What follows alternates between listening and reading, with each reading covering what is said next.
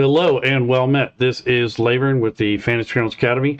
Today I'm going to take a look at the newer Unearthed Arcana, the post-apocalyptic PCs, aka Dark Sun-esque. So a lot of these proposed classes are basically experimental. They're not set in stone. They got to be play tested, but thought I would take a look at these and check out the newer and latest and greatest Unearthed Arcana, which is free, and I believe it's distributed on the Fantasy Grounds, not the store, but the actual community forge. So that might be something you could get for free. I'm pretty sure it doesn't cost anything. And basically it shows up once you download it and update Fantasy Grounds. It'll show up as a module. You want to make sure it's the 2024. And there's two versions. There's a GM version, and then there's a player's version. So we're going to build a character using the player's version, maybe a couple characters, and keep in mind that I'm not going to be using the Fantasy Grounds built-in character wizard for 5e because this is playtest material, and it's probably not 100% developed. I'll probably have to do some manual things. So this might be good for individuals who like to build custom content and they want to learn how to use Fantasy Grounds a little bit better or a little more.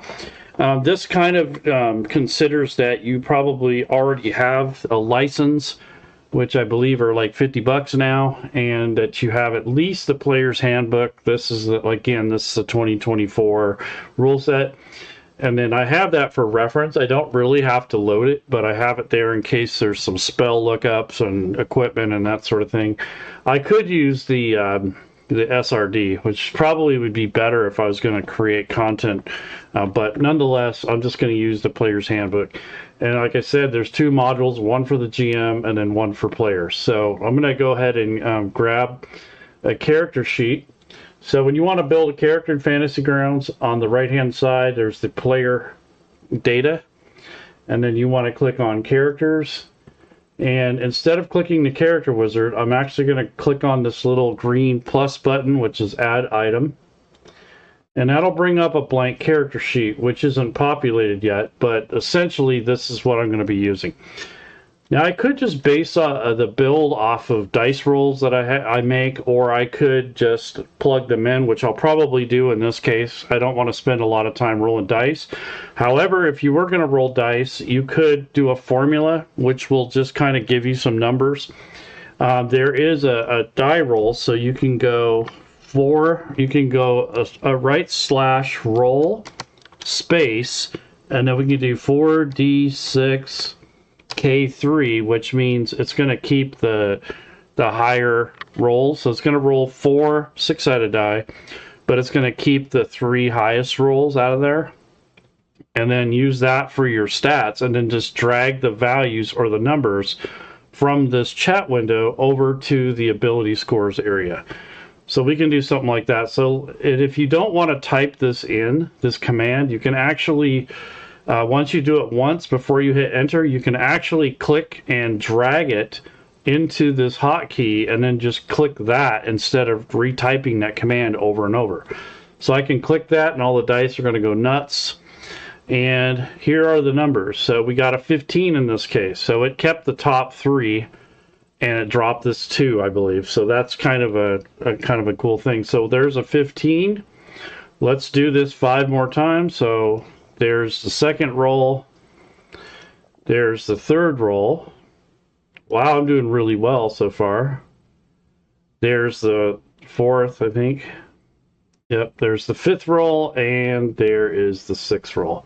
Wow, there's some really good numbers here. So kind of the sky's the limit, I would think, in this case. So I don't know what I'm going to build yet, so I'll just hold off on these. But you could take this die roll amount and drag it into any one of these entries that you want. I think for now I'm going to leave it just at 10s until I understand exactly what I'm going to be building. So let's open up the books up here, which is the books that I have loaded. And I want to click on the Unearthed Arcana 2024 players. And this has a hodgepodge of different classes and subclasses that are being introduced into Fantasy Grounds or into the 5th edition rule set.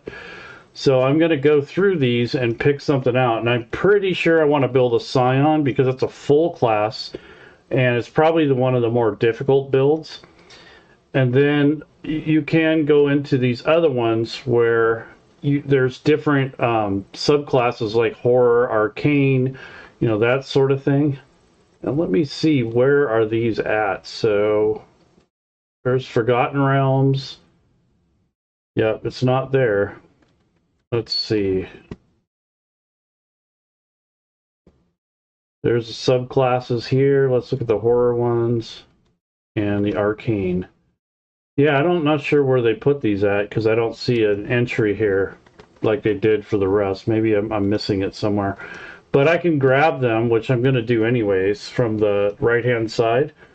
So when I want to build a character, I usually start with the ability scores first. So I already have that considered since I can just drag them over or type them in. I'm going to do with the background first. So a lot of the backgrounds that come with the core base rules of Fantasy Grounds may not fit your setting. So you might have to develop your own backgrounds. And what you could do is take an existing background from whatever source you have, make a copy of it, unlock it, and then edit it to your heart's delight. So I kind of made myself a little Dark Sun class conversion guide. This is just something I typed up, and I built it in Chat GPT, but I had it research different backgrounds, different classes from the older second, third, and fourth editions, and then I kind of will convert it to the 5th edition rule set and have that work done. Pretty sure that Robert Aducci and people that are big Dark Sun fans have already done stuff like this. I'm just kind of doing this off my own free will here. I don't really have any stake in this other than just trying to show what Fantasy Grounds can do, and also just building characters the manual way. So let's take and look at some of these species. So this is when you get into the Origins. So the SRD defines it as a species as background plus origin feat. And on Athas in particular, for this post-apocalyptic setting, we're going to include, every origin will also include some sort of cultural fear. So something flawed and shaped by survival and trauma. So I kind of thought that'd be interesting to help with role-playing and help kind of make this a little bit more immersive into the environment, because it's a lot of sand and, really scary creatures, and it's not a very pleasant place, Athas. So these are just ideas. So if you had a human, you'd have like a trait called flexible ability scores, which is kind of like, we've seen that in other races. Elves, you can replace weapon training with Desert Stride, which basically ignores sand as difficult terrain. They have dark vision, and they have a fear of confinement. So I thought that was kind of cool to have that fear type factor in there. That's something more like a house rule. It's not really set in stone. But I think for Dark Sun, that element kind of makes sense. Even a horror campaign, it would kind of make sense. So we have standard dwarf. There's a mole, which is your half dwarf, half human. They say to give them a regular speed of 30 feet, medium size, advantage versus exhaustion saves, since they're pretty tough. And once per long rest, they can ignore food and or water needs, which is kind of cool. I like that. So these are, like, here's the Thri-Kreen, the half giants, which is basically a reskinned Goliath or vice versa. You have the halflings from the Forest Ridge. They'd have standard halfling traits, but the survival proficiency. And there's some optional notes here to play a Dre, which I believe was kind of like a draconian, kind of a dragon-like character. Wemix, Terrans, the Rural Thon Halflings, Aarakocra. So those are some of the races that were eliminated in the original major story arc of this setting. So if you've read the books, you'll remember that each Sorcerer King was assigned different races to eliminate, and some of them weren't successful, some of them were. Like, one was in charge of orcs, one was in charge of like getting rid of goblins, that sort of thing. So that's part of the reason why a lot of the races or the species out there that are not included. So that's If you played a character like this, it would probably be up to the GM and your table as to allow these, and it'd be like a one-off case, you know, not necessarily something you'd offer just anybody.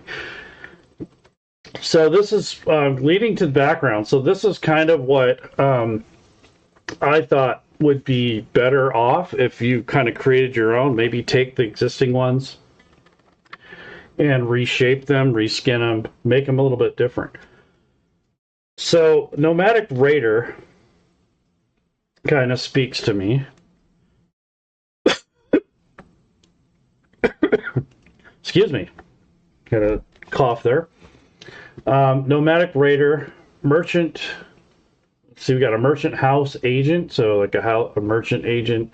Elemental Acolyte, a Preserver Adept, so Veiled Alliance. You guys remember that the good or the more positive magic was kind of outlawed.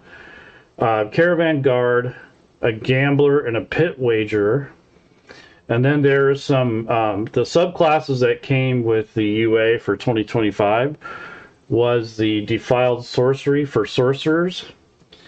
So that's, you know, basically a Defiler. Druids become the Circle of Preservation, which is the, you know, the Preserver factions.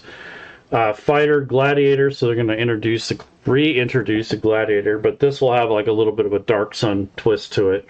Warlock, Sorcerer-King Patron, so if you're going to play a Warlock, essentially you would be like the Templars, and they would have a Sorcerer-King as their patron to grant them spells, kind of like they did in the novels and in the older modules for 2nd, 3rd, and 4th edition.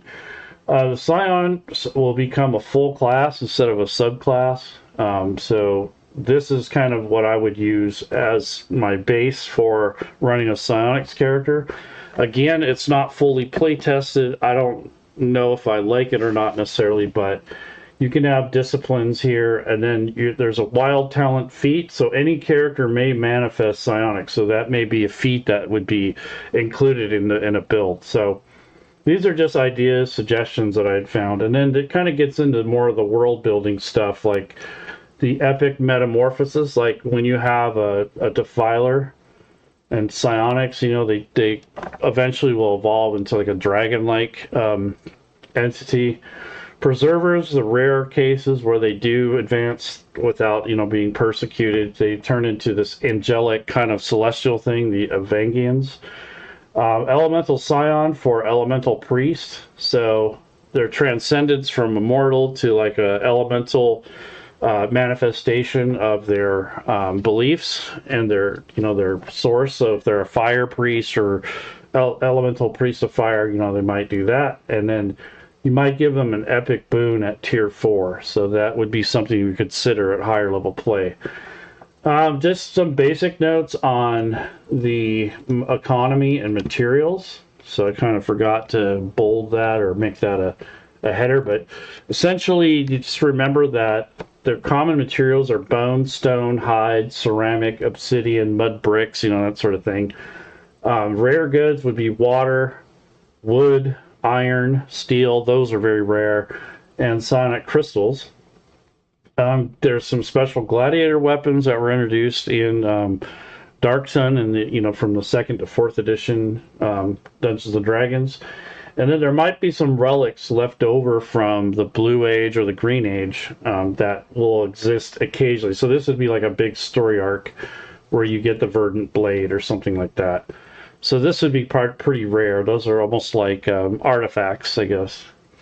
And then there's this little heads-up reminder for the merchant houses. So there are some established merchant houses. Obviously, you can make up your own. You wouldn't have to necessarily use those. But if you read the novels and you have the older modules and in supplements, you can use that material to kind of help you design your own content. And then there's some rollable tables that I wanted to use if I wanted to generate something more random. So just as an example, Caravan Complications, Relics of Wood and Water, Green Age Relics and Alchemy, Poisons and Gladiator Weapons, and Gambling and Betting Seeds, and then Crafted and Trade Seeds, Races and Gladiator Pit Seeds, and then Chapter 9 kind of gets into the regional structures and factions. So you have the clutches, like the Halflings and the Thri-Kreen. For caverns and such, you know, rebels, preservers, people are trying to escape, you know, that sort of thing. The city-states, which is, you know, kind of one of the things that that is often mentioned and just often comes into play. The Mind Lords of the Last Sea, those are those really powerful psionicists that had preserved themselves for thousands of years. Elemental Priests and Green Age Ruins. So these are just kind of like, I guess you would say they're like flavor and, you know, inspiration, I guess, for creating your own content. So these are just things that I've made that, or myself, that would help me address this type of setting, especially if I was starting from scratch and I didn't have any material. And then to have the apocalyptic classes kind of already in Fantasy Grounds, because Zacchaeus did the conversion. He does pretty good work. He actually put those in, so that's a lot less work off of your back. So if you have the free Unearthed Arcana, you can build your class and level and those things manually through the Fantasy Grounds interface. So let's check that out. So back to the character sheet for background. So I kind of got sidetracked on that because I was realizing that when you build these kinds of things, you're going to want to use content that's kind of themed for your setting. It could be the same thing, but just reskinned or reflavored. So let's take a look at backgrounds, and then let's see if there's any. Yeah, so these are all the standard ones from the player's handbook, so that you could take these and kind of restructure them for the setting. This covers the majority of them, so I don't really know. Maybe a noble. We'll do a noble Scion, or maybe actually a hermit might be cool. So I don't like the healer thing, so that's what I'm saying. Like for this type of thing, this is where you'd want to customize it, because that'll kind of go more thematically with your setting. So I'm just gonna probably just pick a soldier or something like that. No, maybe a criminal, somebody who's on the run. There we go. So that's fine. I'll just do that just for the sake of building, and I don't want to spend all day debating what's good and what isn't. So your background actually increases your ability scores instead of your race or species. Or you, in this case, it says increase one ability score by blah, blah, blah, then another, albeit, and then increase 3 ability scores by +1. So you have to pick one thing. So I think I'm going to do that one. And then this will be +2. Actually, no, I want the other one. This is the I guess you would call this what was that? The book that came out. Anyways, this is the other method. So +1. So that's Tasha's Cauldron of Everything type thing. So we'll hit that, hit OK. So it's a Dex, Con, and Intelligence. So I probably should have put the ability scores in here, but so if I want a Scion, I'd probably want Intelligence and Wisdom and Charisma more. So I think what I'll do is under Charisma, I'm going to give that the highest score, or actually let's do Wisdom. So I'm going to put 17 in Wisdom, and I'm going to put 9 in Strength. That's going to be like their dump stat. Their Dex, definitely kind of high, like probably... it says 11 right now, and I'm going to drop this in. Now it's 15, but I'm just going to manually type over it. So that's actually going to be a 16, which includes the bonus I got. For Constitution, I'll use, probably use this, keep it at 11. And then for Intelligence, let's go with the 16. So that's actually going to be a 17. So I'm just going to manually override that. And then I think Charisma, I wanted it a 16 as well. So there we go. So I'm just going to drag the value. So that's a pretty well built character. I'd say it's almost overpowered, but nonetheless, they have 9, 16, 11, 17, 17, and 16. So they're pretty high in the ability scores that they're going to need. I don't know if Constitution is going to come into play, so I might swap that out for Charisma. Just swap those two numbers, but I'm not going to worry about it. And then you get some other things that came with it, and they may not be thematically correct for the setting. So if you go into your inventory, if it gives you like a steel item, maybe not pick that when it comes time. You got thieves tools, which I can probably see. They're probably made out of bone or something, or wood or something. Maybe there are picks, but they might be more like a crowbar or something like that, or something hard, maybe stone. And then you have the alert feature, which I'm okay with. So that's just some basic. So you got sleight of hand and stealth from that background choice. So now let's go to species.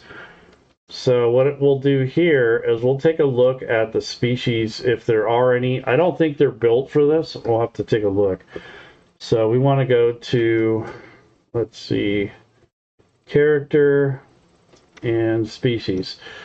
Yeah, so these are only the player's handbook version. So again, if you wanted like a, something more thematic to Dark Sun, you'd have to build those. Like I said, all you have to do is take a copy and drag and drop it into this window and then open it up and edit it and change the things. And ahead of time, you'd want to develop those so it's easier for you to copy and paste or put those in yourself. Or you can just build one from scratch too. It's not too hard. When you open this up, unlock it, you can come through here and change this. So this is for a Goliath. So since they basically are like a half giant, I'll use this as my base species, because it's pretty close without changing much. So I'll go ahead and just use a Goliath in this case. And we got stone, storm, hill, frost, so probably stone to kind of go with the setting more. Maybe hill, but I don't see any, maybe fire Goliath, but other than that, I don't see anything else that makes sense. And then for languages, probably just give them common sign language, and perhaps, let's see, and giant, of course. And that would be their languages other than common. So this is kind of a hodgepodge build. It's not completely in, because this is not the Dark Sun setting per se. Yeah, I got this fancy little logo here, and I got the post-apocalyptic Unearthed Arcana. But that would still be a lot of work for someone who's going to build this whole thing from scratch. You still have to copy and paste a lot of material in and build everything from scratch. And I know people have done it, but you got to have the time for it and the patience. But I'm just going to use the existing content without going through and making all these for the setting. But I do have a guide that, like I said, I made myself a guide here for species where you can go in and kind of tweak them and then rename them so that it will be set up for your campaign. Okay, so that's species. Now the main thing is the class and level. So I'm going to click on that, and then what we're going to do is we're going to pick the base. So do we have the Scion? So yes, so we're going to use the Scion, and I'll just drag and drop this over the first time. And then we got to pick proficiency. So we already have some of the other ones, like stealth and let's see, let's check out the other ones. Yeah, stealth and sleight of hand. So we want to do probably Arcana or Insight, and then probably Perception. Those are probably your best bet for the Scion. Maybe not even Arcana. Let's go with Insight or Intimidation or something like that. There we go. And then you get a spear, a dagger, light crossbow bolts, blah, blah, blah. I think I'm just going to take the 50 gold. So that's another thing, is they use ceramic pieces in the Dark Sun. So if you're going to work on something like this, you're going to have to change the monetary system. And let me tell you, that's a chore, because just about everything is priced in gold or silver or even copper. So if you're going to do that and you want it to be, copper pieces, that's going to be a ton of work. I honestly would just leave it as gold and just say it's copper, and just to make it simple, or say it that it's ceramic, just to make it easier for you.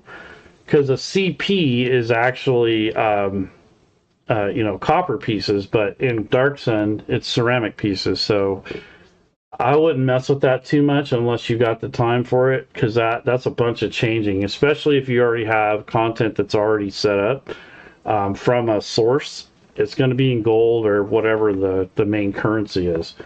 So if you want to make ceramic pieces, my hat's off to you. I myself wouldn't go through that nightmare. That's way too much work. So anyways, I'm just going to take the coins because a lot of this gear and stuff is not going to be set up around the setting. So like this equipment pack, you get a spear, that'd probably be stone or obsidian. And this is probably set up around a metallic one.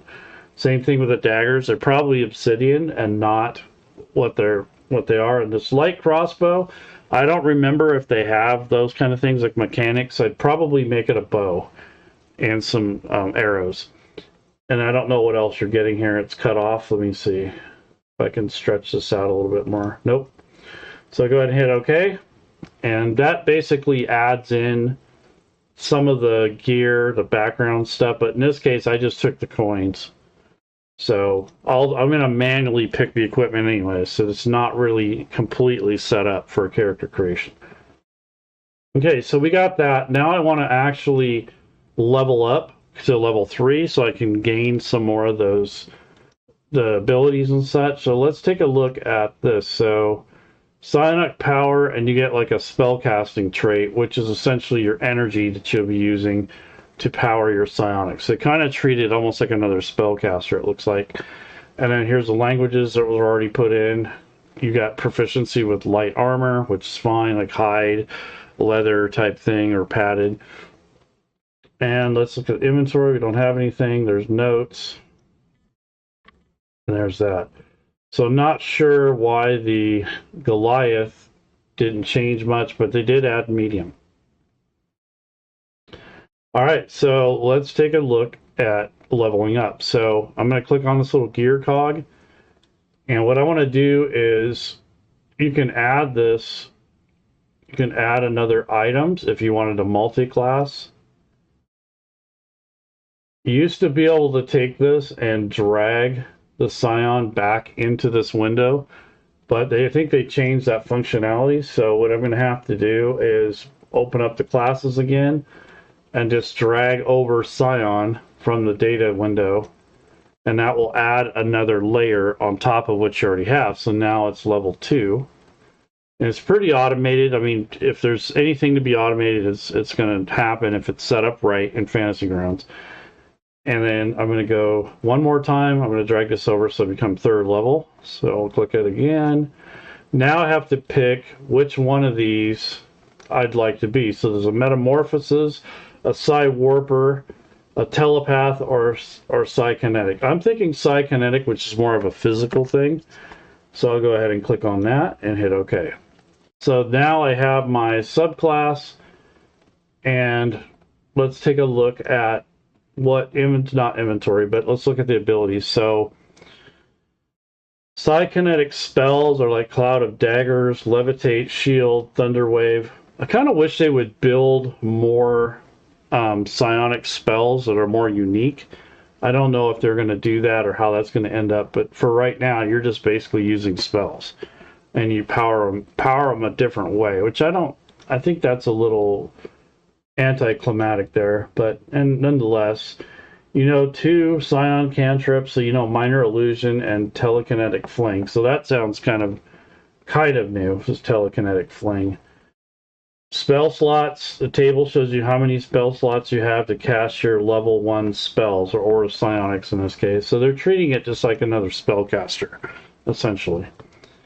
And then here are the traits from being a Goliath, or in this we're saying it's a half giant. And let's see, let's take a look at Scion power. So you harbor a wellspring of psionic energy, so it kind of reminds me of a sorcerer. This energy is represented by your psionic energy dice. Your Scion level determines the die size and the number of psionic energy die you have, as shown in the energy die number of dice columns of the Scion features table. So let's take a look at that. So we need to keep that in mind. So let's look at the class itself. So you can do that by digging in the class and level and then going to the Psi-Kinetic. But that's the sub. We need to look at the actual Scion. So here we go. So the primary ability is Intelligence, which I was right. That's a good choice. And you come down here to the Scion feature thing, and it gets into this. So at level 3, you have +2 to your proficiency bonus. Use a D6 for energy. Number of die would be 4d6. Cantrips 2, so those are automatic, and then 6 prepared, and then the levels are 4 and 2. So it's kind of reminds me of a sorcerer in a way.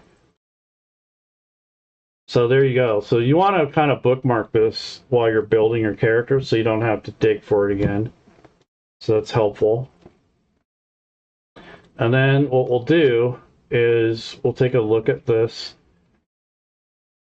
So psionic power, so you have energy, you use it to enhance or fuel certain Scion features. So like I said, it's a lot like a sorcerer.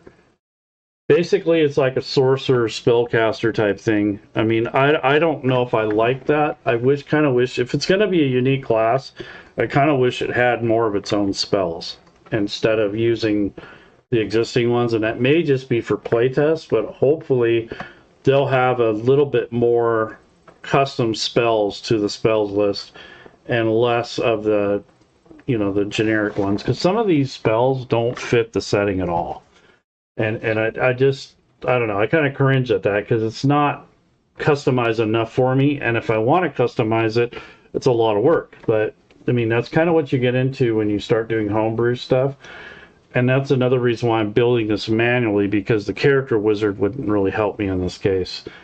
And I have to do a lot of tweaking and customization. Let's take a look at the Actions tab.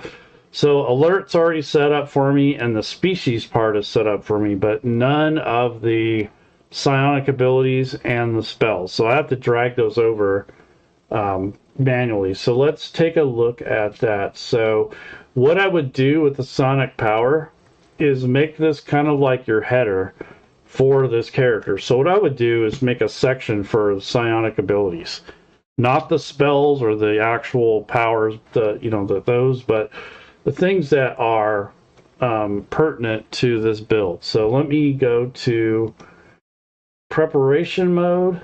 You want to make sure the character sheet is unlocked, and maybe go to standard, and then I'm going to click on add power. So that's just going to be like, this is going to be a header for it. So you can right click on it, or excuse me, you can come in here and you can change the group. So what we'll say is spell, class, or ability group. So we'll say Scion abilities, something like that. And once I do that and I click away, that's going to update this particular section. Now it's a custom group. So what I'll do here is I'll make a section for the psionic energy dice. So that's what I'll do now, is this is just going to be a tracker, so I can track how many dice I get. Psionic energy dice, you would click on them as you use them, kind of like you would with the sorcerer. So what we're going to do is some of your powers expend this psionic energy dice. So I'm going to... See, I don't know if I would... I guess I would provide a sorcerer, but I don't know. It just seems like this kind of class is like you already have a sorcerer, and here yet is another variation of that as a full Scion class. So don't know if I like that approach, but anyway, psionic energy dice.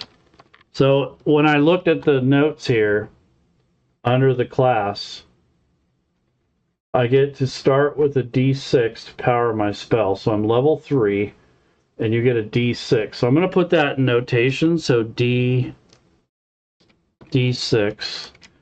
And then how many dice do I get? Number of die is 4. So what I want to do with that is just a way to track the abilities. And I think it resets on a long rest. So it says your energy dice fuel certain features. You start with 2 such features: telekinetic propel and telepathic connection. each of which is detailed below. Some of your powers expend the energy die and specified in the power's description, and you can't use a power if it requires you to use a die when all of your dice are expended. You regain 1 expended energy die when you finish a long rest, and you regain all of them when you finish a long rest or short rest and long rest. So what you do there is we're going to go to preparation mode. And right now it's set to daily, so that means it's going to reset. There's no number there, so it's kind of the default. But I want to change it to dual. So this is kind of new to 5th edition, 2024.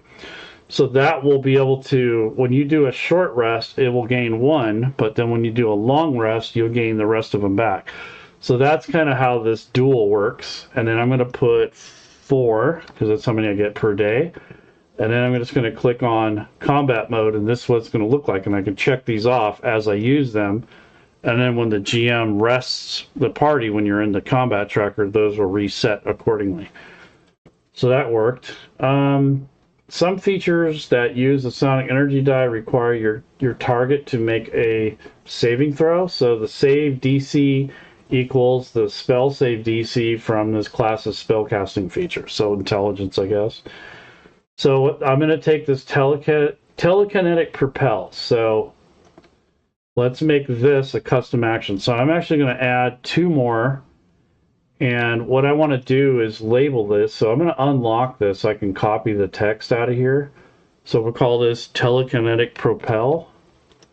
And even though it may not do anything mechanically, at least you have the notes for it and the information. So you don't have to come back here every time to look this up. You can actually look it up right here. And then once I do that, if I click on the description, it doesn't tell me anything. So what I would do here is take this information, copy it, and then paste it into this text window so that your players or yourself will have the ability to look that up and be a separate entry instead of having this summary here. So as a bonus action, so already it's a bonus action, so I'm going to put in this little section here, in parentheses, I'm going to put a B there. So they can initiate this telekinetic, the propel section of it as a bonus action. Choose 1 larger or smaller creature other than you that you can see within 30 feet. So I'm going to put 30 feet as another notation here. That way I know what the range is. And what it says is the target must succeed on a saving throw or be pushed or pulled, your choice, up to a number of feet straight away from yourself equal to 5 times the number rolled. So the die is expended only if the target fails a saving throw. So we'll build in a saving throw to that just in case you need to use it. So that will just determine whether your target saves or fails. So we can right click, add an action, and we're going to add the cast button, which is just going to give us the ability to drag and drop the roll. We're going to go in here and edit this. So I want to open this up, and what we're going to do is for the attack, is there an attack? The target must succeed on a strength saving throw. So it's a save, and the type is strength, and it says be pushed or pulled the number of times. Okay, so group DC ability or stat. I think it's strength. Yeah, ability strength. Okay, and then on save, there's no damage, but this will just tell you pass or fail, essentially. And let's see. Target must make a saving throw or be pushed or pulled, your choice, up to 5 times away.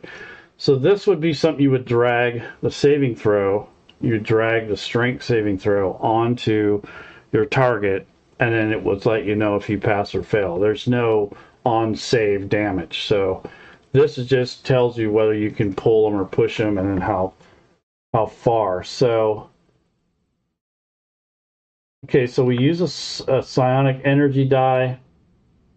we roll a d6, and then what we'll do is when you roll the d6, then we're going to times it by 5.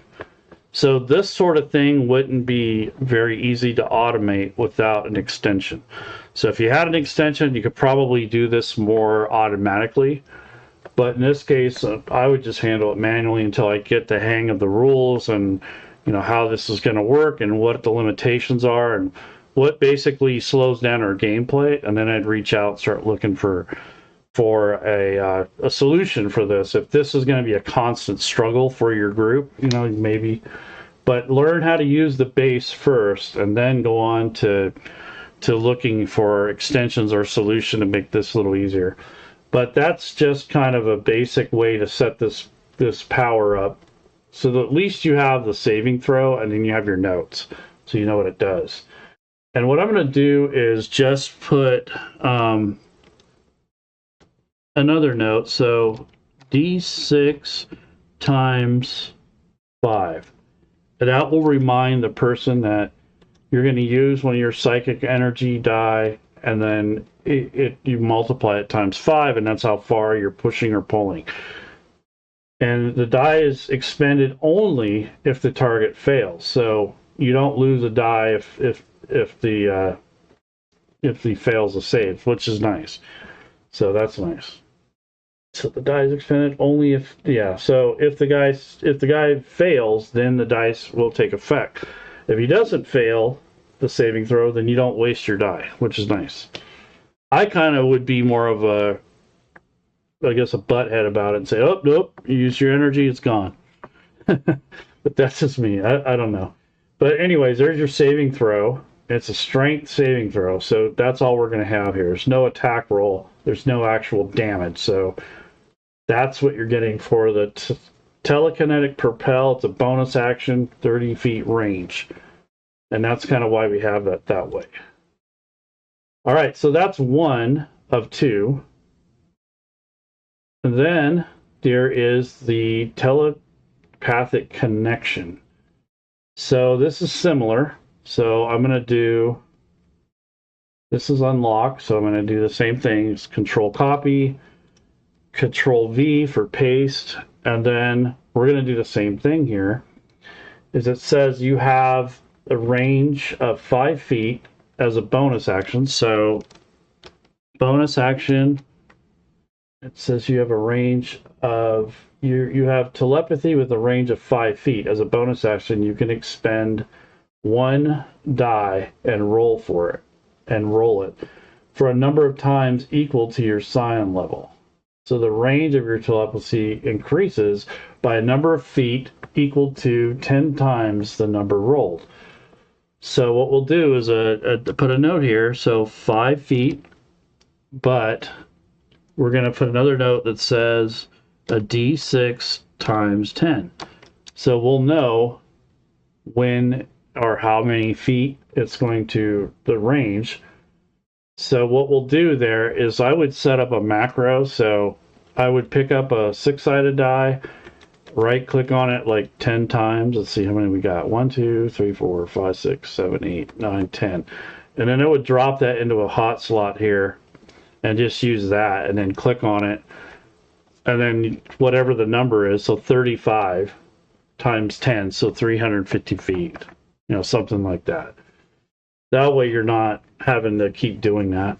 But that would be something that your player would have to set up, or you could, advise them to do that. Same thing with this other one, this propel. I would do pick up a 6-sided, right click on it 5 times, and then put that in the hotkey too. So when I needed to use that bonus action, I can just click on there. So that's going to be 5 times this. So do the math, 14 times 5, so there you go. All right, so now I'm going to put the description in here just so I have that. So the person doesn't have to dig through their entire sheet. It's right there under the ability. So you have the telepathy with a range of 5 feet. As a bonus action, you can expend a psychic energy die and roll it. So instead of just being a base of 5 feet, you can roll for it for a number of times equal to your Scion level. Um, the range of your telepathy increases by a number of feet equal to 10 times the number rolled. Okay, so it's either 5 feet or you roll. And it's number of minutes. Okay, so there's range, so, or there's time. So for a number of minutes equal to your Scion level. Okay, so what we're going to do is you can put a timer on this. So all you'd have to do is right click, add action. You're going to add an effect, right? And then all you're going to do is put, you click on this, you just say telepathy,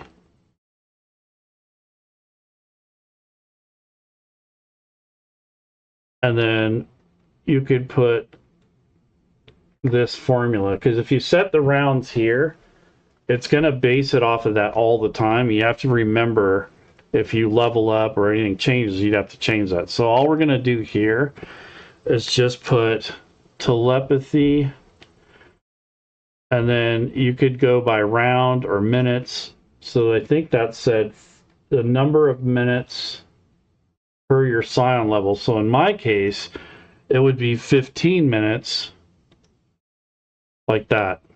And that's how long that would last, telepathic connection. And then you could put the notes in here if you wanted to. And just leave this alone. So this is just kind of a way to track it, basically. It doesn't do anything, but it gives you an idea. And see, the range of your telepathy increases by a number of feet. So the range changes from 5 to whatever you roll times 10. But the duration is a number equal to your psionic level. So in my case, I'm level 3. And let's see, so it wouldn't be 15 minutes, it'd be 3 minutes, sorry. Yep, 3 minutes. Or you could say rounds, you convert that to rounds if you want. All right, so for a number of minutes equal to your Scion level. Okay, so 3 minutes, telepathy. That's all that it is going to be for. So if I use the telepathy and I put this character on the combat tracker, I could put that effect on there and it would stay on there until it expires. So that's why you'd have a timer. That's all that does. That's kind of complex when you're building this, and if you're new to Fantasy Grounds, this might be a little bit much for a new player.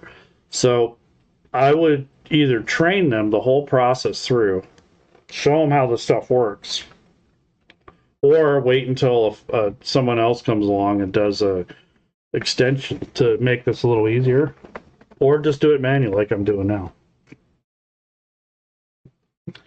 So we're going to get out of the edit mode. I don't know if we need to do anything else. Let me see if I have any other features that would go in here. So abilities. So sonic power is something we already kind of know about.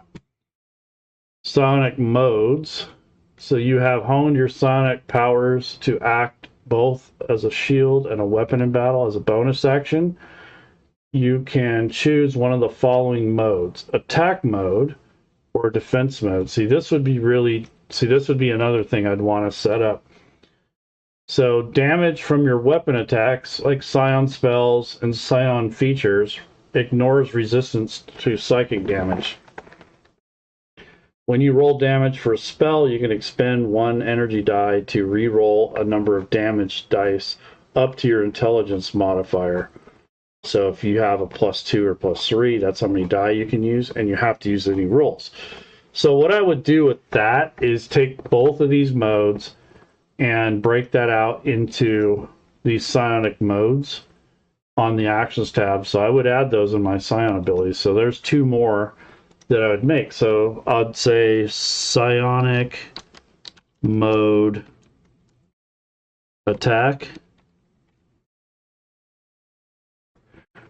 And this is where it's different than a sorcerer, I guess. Psionic mode defense. And then I would just set these up like I did with the other ones. And then take the notation out of here. And probably grab all of this for the attack one.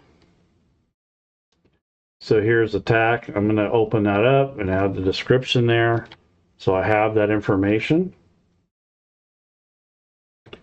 And then it's going to do the same thing for defense, but I'll just add the defense stuff. So I'm going to take this information, just the first part of this, leave out the attack part. Yeah, so I don't want attack mode. I just want the defense.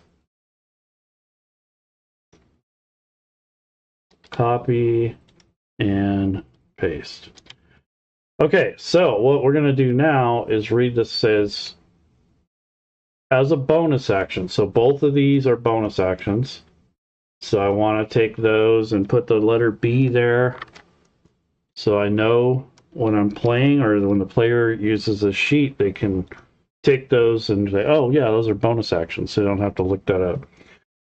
And then it says you can choose one of the following modes, granting you certain benefits for 1 minute or until you use this feature again. So what you could do here is, again, you can add the timers on here. So we can go to, let's see, add action, we'll add an effect. We'll do the same thing with this one, add action, add an effect. And all we're going to do is add a timer, essentially, to these. So we're going to take from the psionic attack right here. So description, we'll say, I'll just say psi attack, so it's abbreviated, so it's not so long. And then what we'll do is it says 1 minute, so 1 minute. And the target would be self. So when you activate it, the target is on you. It just is a note.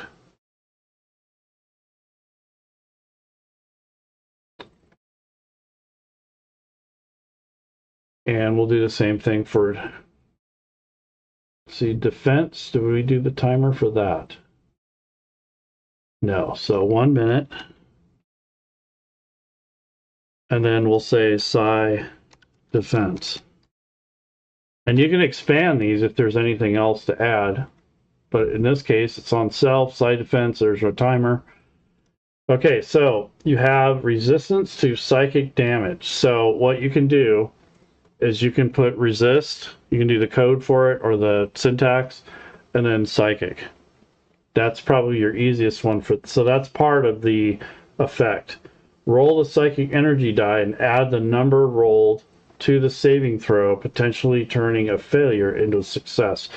So you can put the resistance, and then in addition, when you fail an intelligence, wisdom, or charisma saving throw, you can take a reaction. So we want to put so this itself is a bonus action, but this could be a reaction on top of that, depending on the circumstances. So what I want to do is, for defense, I'm going to put an R there so that the person who's using this realizes that it's a reaction.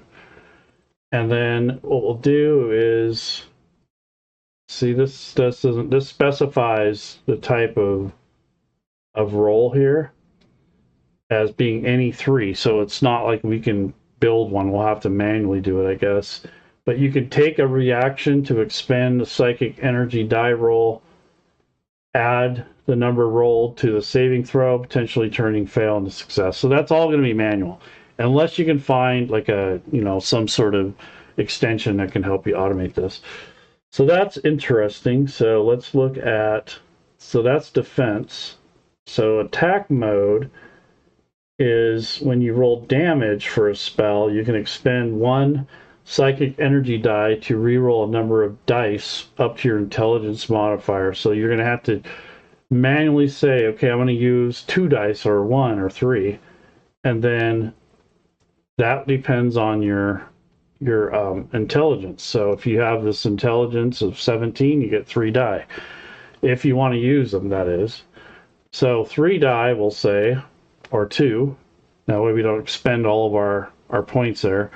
And then what we would do is add that to the roll. So if you had a saving throw coming up, let's see, re-roll the number of damage dice up to your intelligence modifier.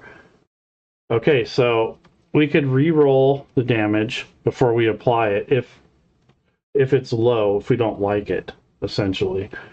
And then you have to use the new roll. So we would just put a modifier, type in whatever number it's going to be in the modifier box before we drop the actual damage onto the target. So if you rolled a bunch of ones and you weren't happy with that, before the DM drags the damage onto the target, you can say, hey, I'm not really happy with that roll.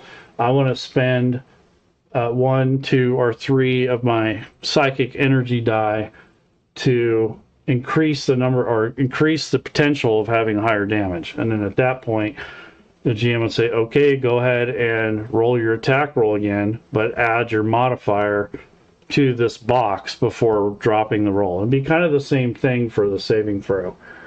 You would add the number rolled to the saving throw, and that would potentially give you the, for a reaction, that would give you the modified roll. So a lot of the stuff would have to be handled manually unless you find an extension that will accommodate that. But that's pretty complex for a new player until they get used to it. So maybe after 4 or 5 sessions, they'll start understanding how the powers work. So I wouldn't give the Scion to a new player unless they've played before and they kind of know what they're doing, because there's going to be a lot of hand holding as it is, and it might slow things down. So be careful when you make your new classes and such that they're balanced and that they're not a pain in the butt to run it, because that's the other thing is, yeah, it looks good on paper, but when you actually go to play, it can really piss you off and slow down the table, and everyone else gets bored, and so you got to kind of be careful with some of these things. But so those are the sonic powers. Now let's see what else we got. So sonic, subclass, psych, spells. So when you reach a Scion level specified spell table, you therefore always have the listed spells prepared. So we would just drag those into the area for that. So let's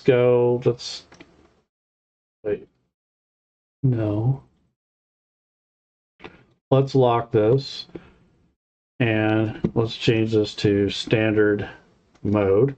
And we're going to drag these over. So Cloud of Daggers, Levitate, Shield, and Thunderwave.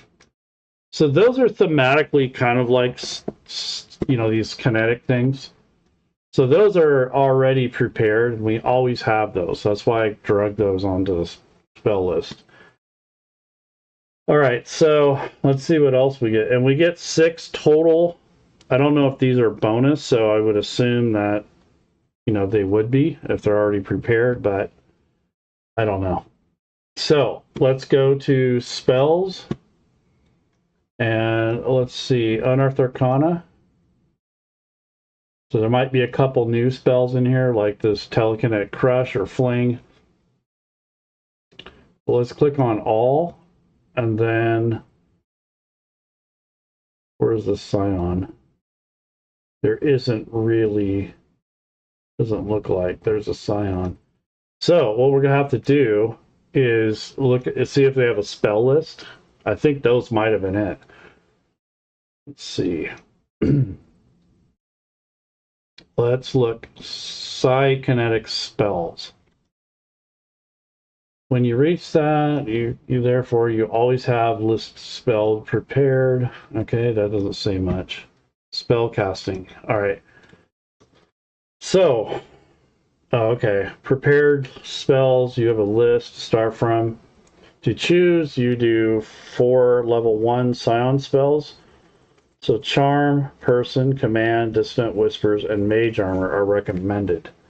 The number of spells on your list increases as you gain Scion levels. So I don't know if the Scion spell list was prepared. Let me take a look.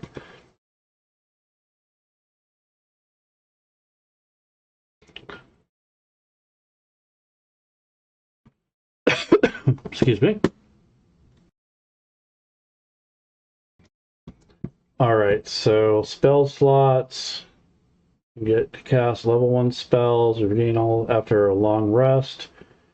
So to start, so I probably will just drag those over just for the sake of time. So let's just go to the spells and do that. I don't think there was a list specifically built here in Fantasy Grounds for them. But, oh, here we go. Enchantment.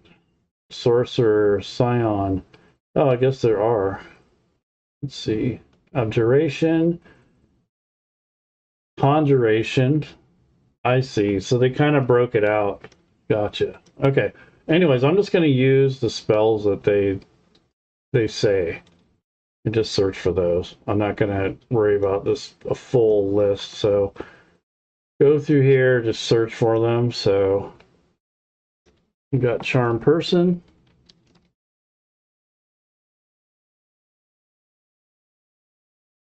Drag and drop that onto your character sheet under the Actions tab. You can also drag it up here where the spell slots are, and they'll just drop where they belong. That way, in case you drag it into the wrong group. So I'm just going to do that. Charm Person, and it'll drop where it needs to go. And then let's go with... Yeah, this is, see, that's why when you use custom things like this is a lot of work. Oh, you need two Scion cantrips of your choice. Minor Illusion and Telekinetic Fling. So Minor Illusion. So these are actual just lower level spells, but they're cantrips. And then Telekinetic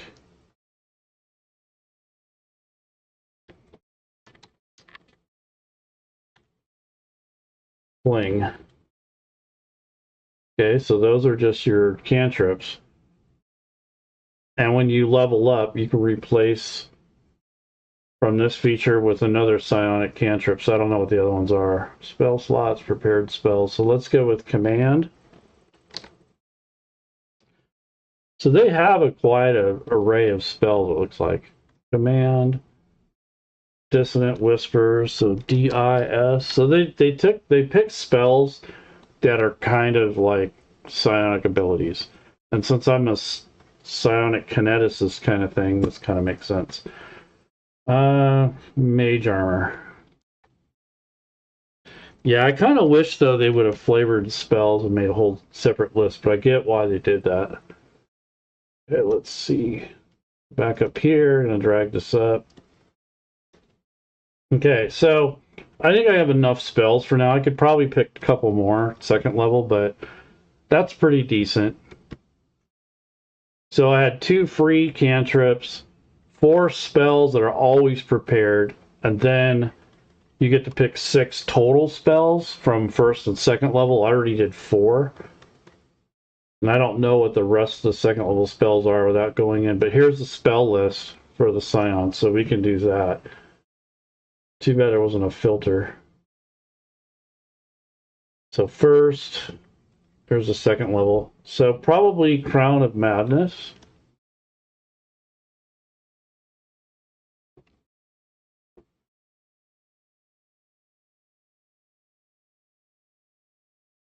And what other one can I pick? Probably Detect Thoughts, Hold Person, Heat Metal. But there isn't a lot of metal in that world, so that would suck. Enlarge or Reduce might be a thing, but he's already at Goliath, so it's kind of weird. Knock, Locate Animals, Locate Object, Magic Mouth, Mind Spike.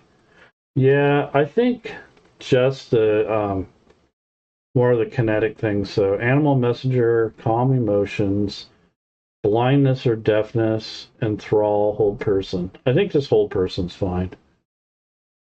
So I'll drag and drop that over here. So they do have their own list, but basically they're just pulling together a bunch of different spells from different classes, looks like.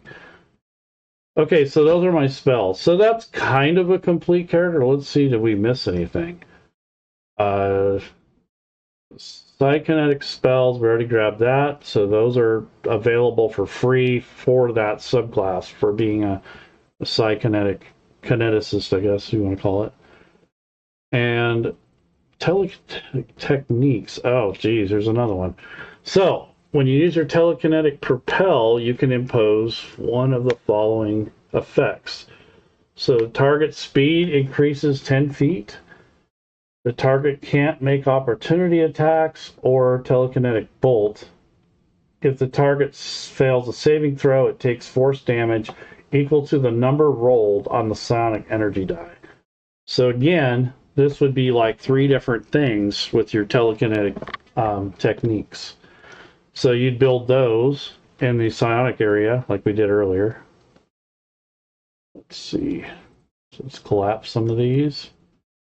They're not expanded. So yeah, I'd have to add those.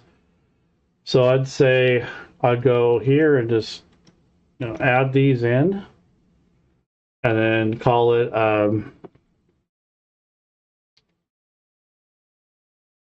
Teletech. I would abbreviate for sure. So we'll call this boost. And then we got a Teletech disorient. And then telekinetic bolt. Teletech.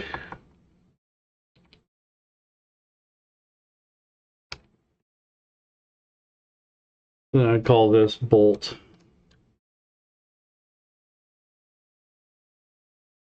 Okay, so there you go. And then you just add these descriptions to those. So once you're done building these, you want to crack this open, and like here's the first one for boost.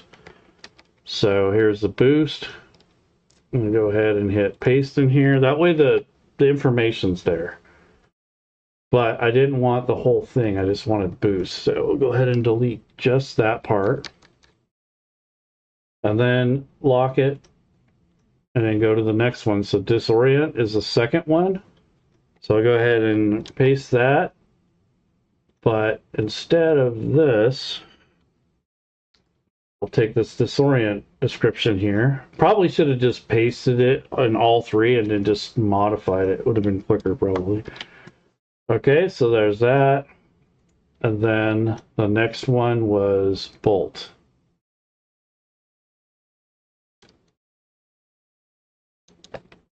So like I said, this could be a lot of work. It might be a little bit too nuts for a new player, because this is, I think if I was brand new, I'd be so lost and intimidated by this. I'd be like, what the hell is going on? So like I said, I'd probably keep this for for people who've played before, because this is a lot to ask for a new person.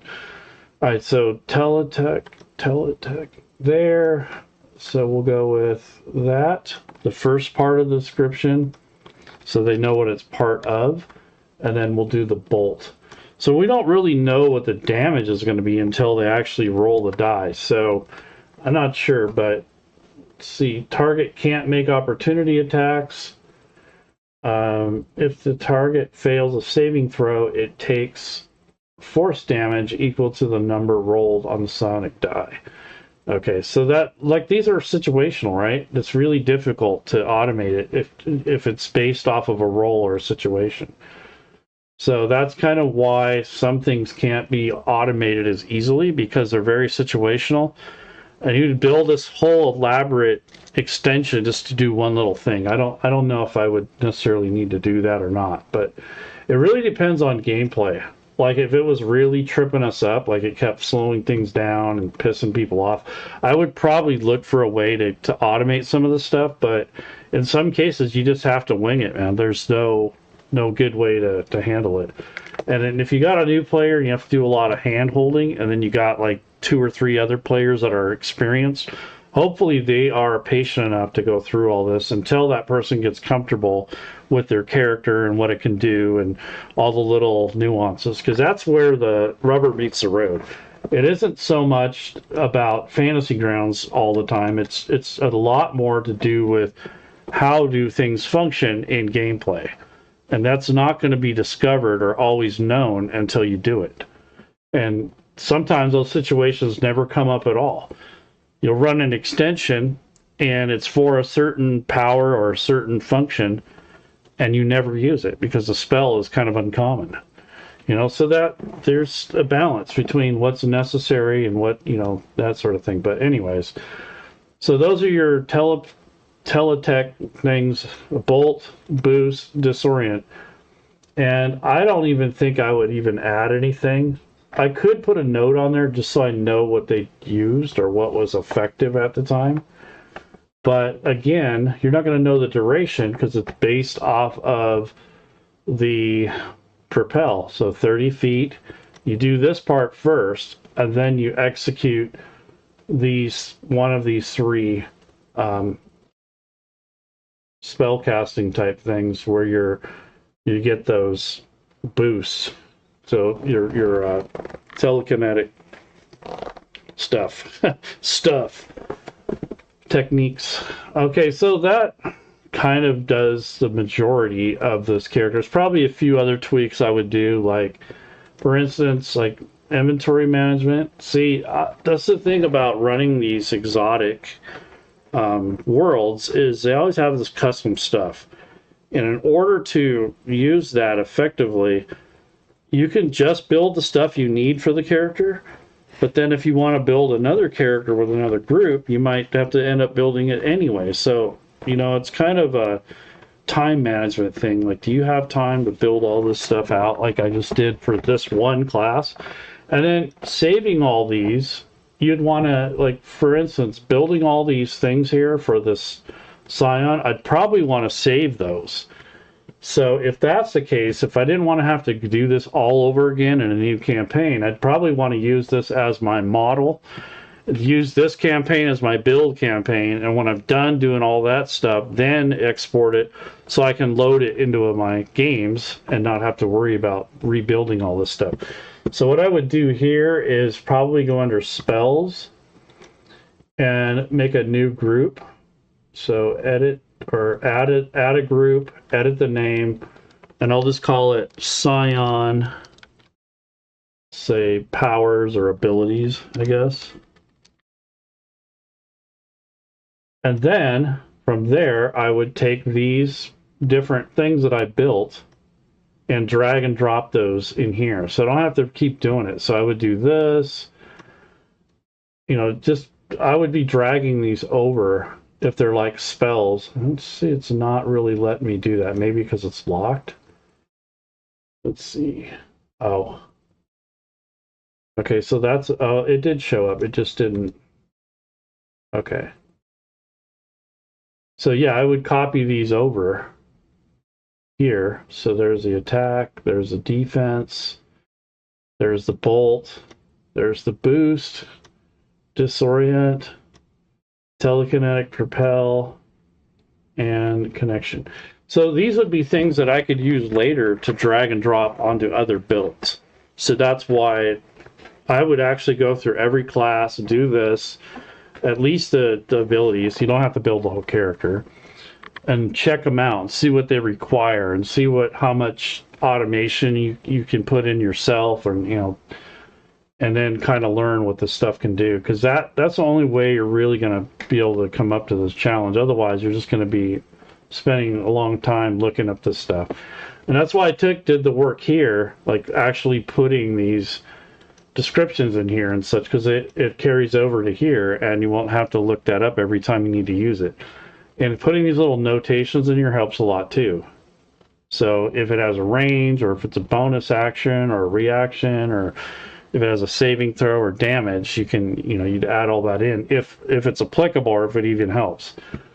So that's how you do that. So I picked the hardest one because the rest of them probably wouldn't be quite as much work, but I can't say that because I haven't looked at them all. But I imagine that since this is a full class, this is probably going to be the most work.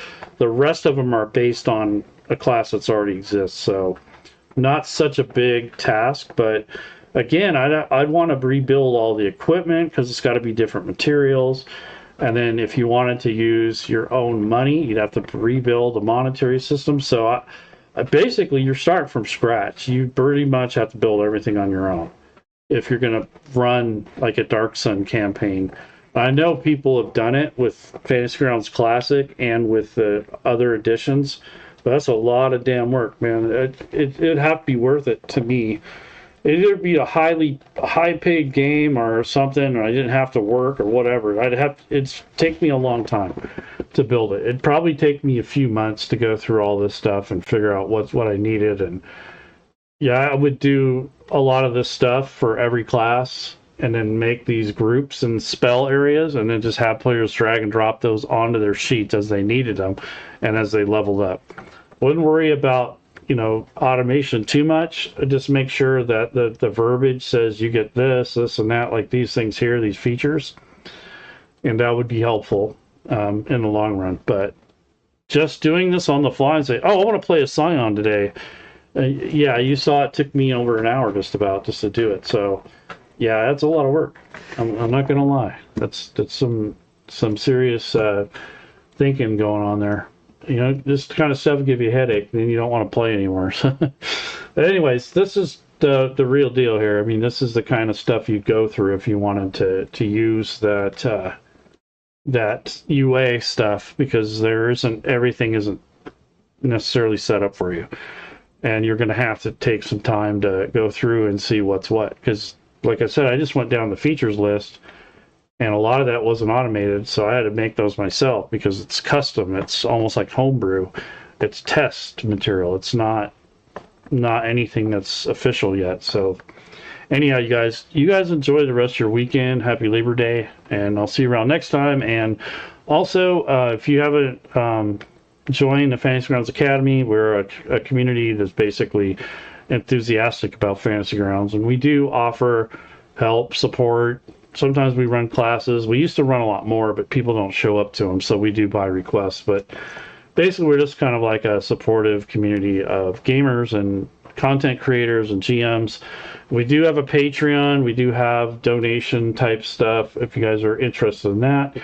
And then we also work indirectly with Smiteworks occasionally. Like today, I submitted not a proposal, but a suggestion about the dice sets. These things down here, these really cool dice, since they're now a big thing and they're kind of popular, I was hoping that they have dice sets now that tie into content, which I think is kind of cool. That's something I had asked about before, and they've finally done it. So when you go into dice sets, let's see, dice. So they have product tie-ins, which are dice that you get from basically playing, let's see, so product tie-ins. So this is from Stormlight. The Blade Lord, I think, was from Eberron, and then these Dragon Queen ones were from the newer adventure. So I was hoping they could make a group for a community forge type thing, and then maybe once a year do a contest where we can either vote or submit ideas to have a set created based on your idea. Obviously, they still own the rights to it and all that, the legal stuff. But and if you were selected or win or whatever the option was, you'd pick your own dice set out of the existing ones, but then you'd have the dice that you wanted or that you suggested built and put into the sets for sale. And obviously you'd get that for free too, but something like that would help engage the community a little bit more and get people more involved and want to actually use Fantasy Grounds and buy the stuff and everything else. But we'll see what they say. Probably some of the suggestions that I had written to them were already in work or conflicts with something they already had in mind. But I did mention that in my letter, my email to them. I said, hey, I realize you guys are there's only a few of you there and you guys have a schedule, but I think this would be a good way to engage the community by giving us a chance to design or suggest design into a product and be a part of that process. So it feels more like you own part of it, and even though you don't, not financially anyways, but mentally, you have an investment in the platform and in the dice set. And these are just going to get bigger and better, and I think these are probably your money maker in the future. So since all the rule sets are kind of scattered right now, not everyone's playing D&D, this would be a good time to capture some revenue the next year or so. And I don't think they have enough help to get these things out, because there's tons of options that you could do with dice. This sky's the limit on these. I mean, you're gonna go nuts with them. You get exclusive licensing deals and all kinds of stuff. But I don't know if they have time for that because they're still taking more time on optimizing and standardizing the platform itself, trying to get out of this older, look to it. They're trying to get past that clunkiness, I guess.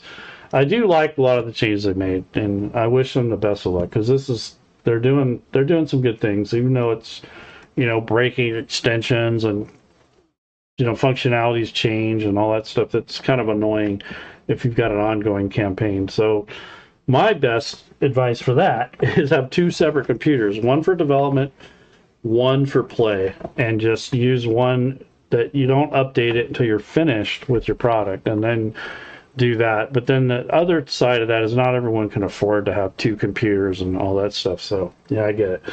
Anyhow, folks, you guys have a good one. I'll see you around next time, and